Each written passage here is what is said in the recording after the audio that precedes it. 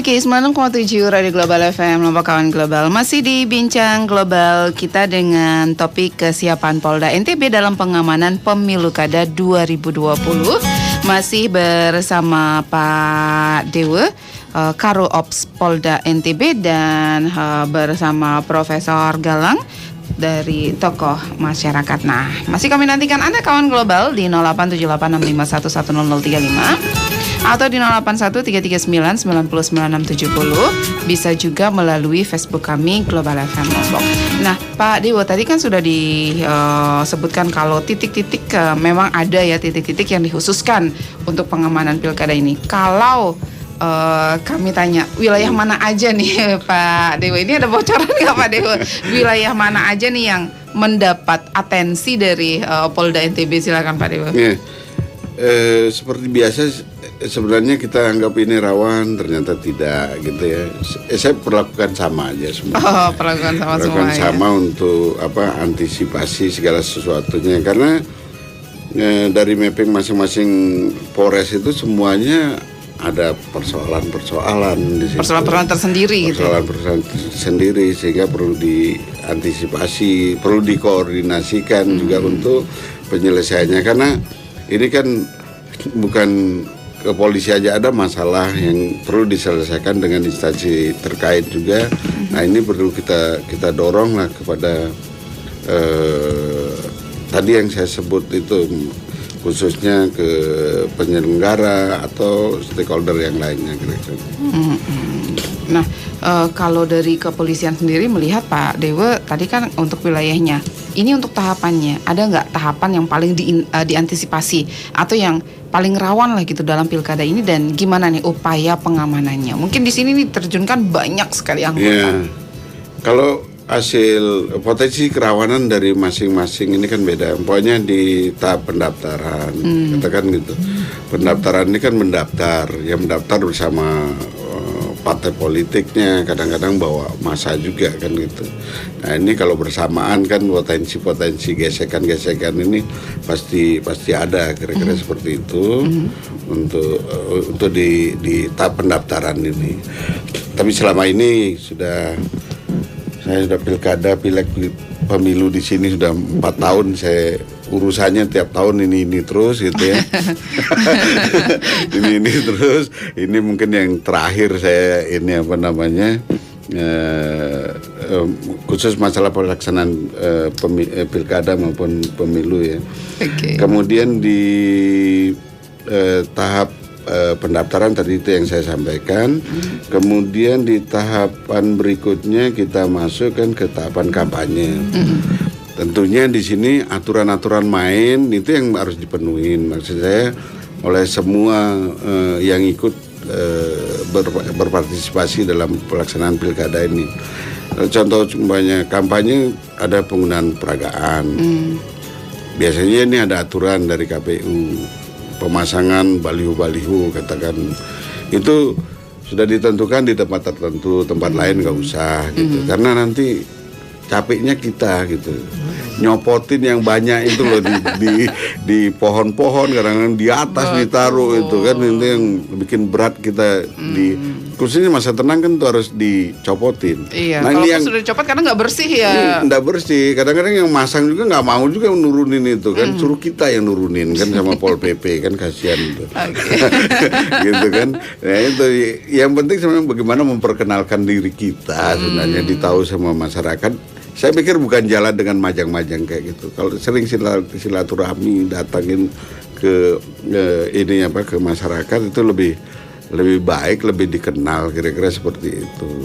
Itu yang di tahapan kampanye.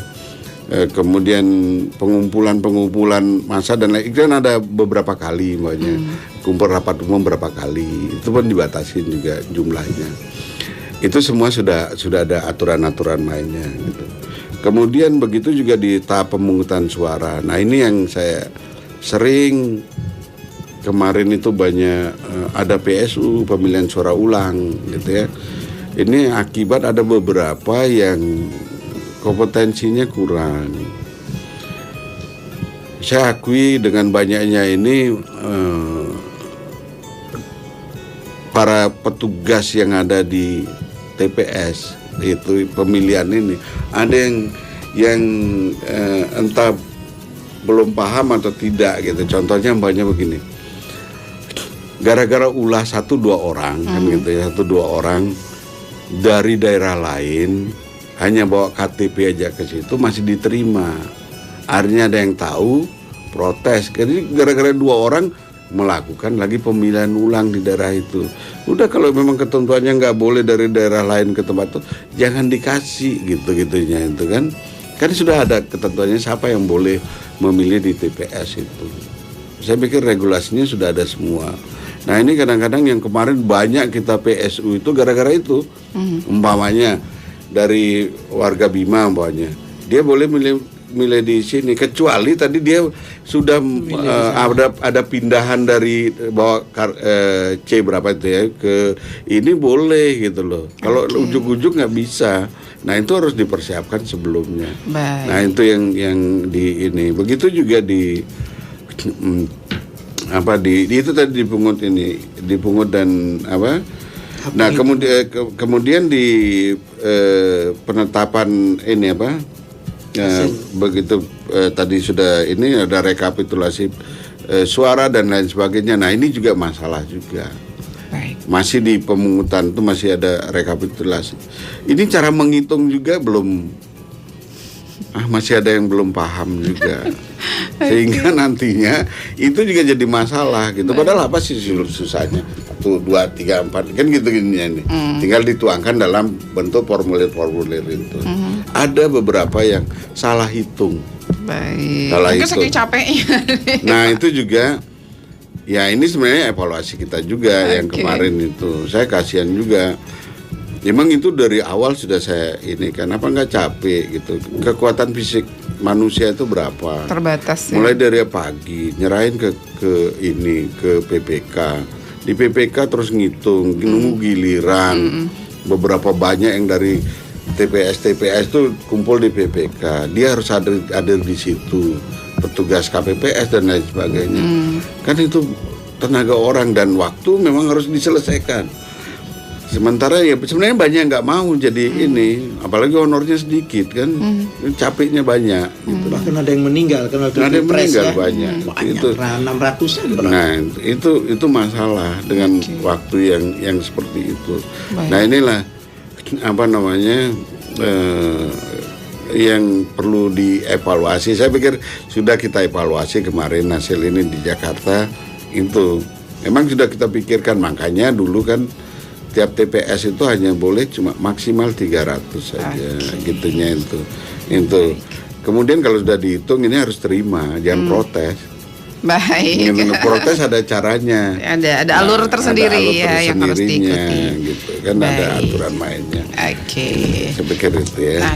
Karena waktu kita sudah semakin mepet nih, Profesor, mungkin singkat saja himbauan untuk masyarakat agar tercipta pemilu kada 2020 yang aman dan nyaman tentunya, silakan. Ya, pertama jangan ada seperti yang diisukan tadi itu kan, subuh itu loh, apa namanya? Serangan fajar. Serangan fajar gitu kan. Kemudian black campaign, jangan itu kan membuat orang jadi marah, kan membuat kekuatan bahkan untuk melawan seperti itu gitu. Kemudian ya pentingkan kejujuran lah. Kita di situ ya. Jangan ada money politik juga dalam hal ini ya, dalam segala bentuknya. Itu saya kira, dan harus sadar bahwa ini kan proses yang akan selalu terjadi. Kita anggap sebagai satu, kalau dulu kan dikatakan pesta demokrasi gitu kan. Jadi jangan membuat situasi yang membuat pesta demokrasi ini justru berubah menjadi permusuhan. Baik. Pak Dewa, singkat saja Pak Dewa, silakan. Iya, saya berharap untuk seluruh elemen gitu supaya ikut berpartisipasi dalam menjaga situasi Kamtimas yang kondusif, karena kita NTB ini selama kegiatan pilkada, pemilu maupun pilpres serta pileg gitu ya, udah dikenal bahwa kita ini daerahnya daerah yang aman, aman. Nah mari kita tetap mengikuti aturan-aturan yang ada, dan kalau ada permasalahan kita selesaikan sesuai dengan aturan yang berlaku. Mungkin itu. Baik, terima kasih Pak Dewa sudah hadir di studio kami. Jangan lupa kawan global, untuk Anda yang baru bergabung di 96,7 Radio Global FM Lombok, kelewatan barangkali, nanti bisa ditonton di channel YouTube kami ya, di Global FM Lombok. Pak Profesor, terima kasih Profesor. Sampai ketemu lagi kita Profesor ya. Pak Dewa juga sampai ketemu lagi. Assalamualaikum warahmatullahi wabarakatuh.